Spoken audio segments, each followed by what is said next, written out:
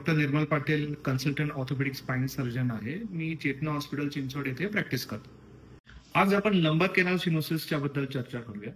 लंबर केनाल सिनोसिस या आजारामध्ये पाठीच्या मणक्याच्या खालच्या भागातील रिजन म्हणजे लंबर रिजन मधला कॅनाल अरुंद होत जातो. कॅनाल अरुंद झाल्यामुळे मणक्याच्या नसांवर दाब येतो.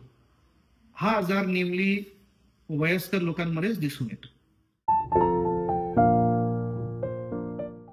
या आजारामध्ये सतत किंवा वेळोवेळी कंबर दुखणे, पायांमध्ये मुंग्या, सुनपणा किंवा बधीरपणा होणे, जे चालफीर केल्यावर वाढणे, खूप सिव्हिअर कंडिशन्समध्ये इवन पेशंट्सला लघवी किंवा संडासचे पण नियंत्रण पेशंट गमावू शकतात.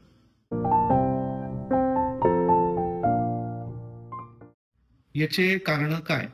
वयानुसार डिस्क, हाडं किंवा लिगामेंट्समध्ये झीज होऊ शकते, ज्यामुळे मणक्याच्या कॅनाल अजून अरुंद होऊन जातो आणि नसांवर दाब पडतो.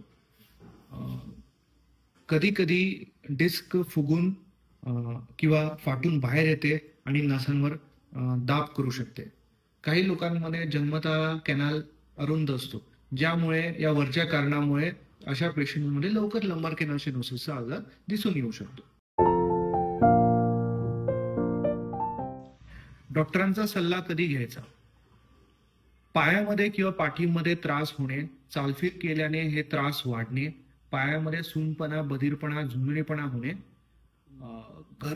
घरगुती उपचाराने जर त्रास कमी होत नसेल किंवा खूप सिव्हिअर केसेसमध्ये जर लघवी आणि संडासचे पण नियंत्रण गमवायला चालू झाले, तर यावेळेस तुम्हाला लगेच डॉक्टरांचा सल्ला घ्यायला लागतो.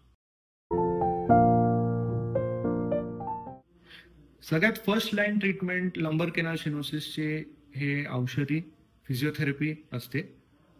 जर औषधांनी आणि फिजिओथेरपीने फरक नाही पडत असेल तर आपण मणक्यामध्ये एपिड्युरल स्टेरॉइड इंजेक्शन पण देऊ शकतो. त्या सकट काम करण्याच्या पद्धतीमध्ये चेंजेस आणणे, वजन कमी करणे व कमरेची काळजी घेणे हे बेसिक ट्रीटमेंट असते. जर हे वरच्या ट्रीटमेंट्सने पेशंटला फरक नसेल पडत किंवा पेशंटला कमजोरीपणा आली आहे, लघवी आणि संडासचे नियंत्रण गमवायला चालू झाले आहे, तर अशा केसेसमध्ये डॉक्टर्सला सर्जरीचे ऑप्शन्स पेशंट्सला द्यावे लागतील. सर्जिकल ट्रीटमेंट ऑप्शन्स म्हणजे काय? लंबर केनाल सिनोसिस या आजारासाठी ओपन स्पाइन सर्जरी किंवा सध्या आधुनिक ट्रीटमेंट म्हटलं तर endoscopic minimal invasive spine surgery आहे. या मॉडर्न ट्रीटमेंट ऑप्शन्समध्ये कमीत कमी चीर किंवा स्नायूला किंवा हाडांना कमीत कमी इजा करून आपण नसांना मोकळे करतो. तर त्यामुळे अशा पेशंट्समध्ये कमीत कमी इजा झाल्यामुळे पेशंटचे रिकव्हरी खूप फास्ट असतात, कॉम्प्लिकेशन रेट्स कमी असतात, सक्सेस रेट हाय असतात, इन्फेक्शन रेट्स पण कमी असतात. सर्जरी झाल्यानंतर युजली आमचे पेशंट्स 6 ते 7 तासात पोस्ट सर्जरी चालायला चालू करतात, पायऱ्या चढायला चालू करतात आणि 24 तासात घरी डिस्चार्ज होऊन जातात. पेशंट युजली आठवड्याभरात त्यांचे रुटीन कामं घरच्या घरी करू शकतात आणि एक रफली 2 वीक्समध्ये त्यांचे रुटीन ऑफिस वर्क हेही चालू करू शकतात.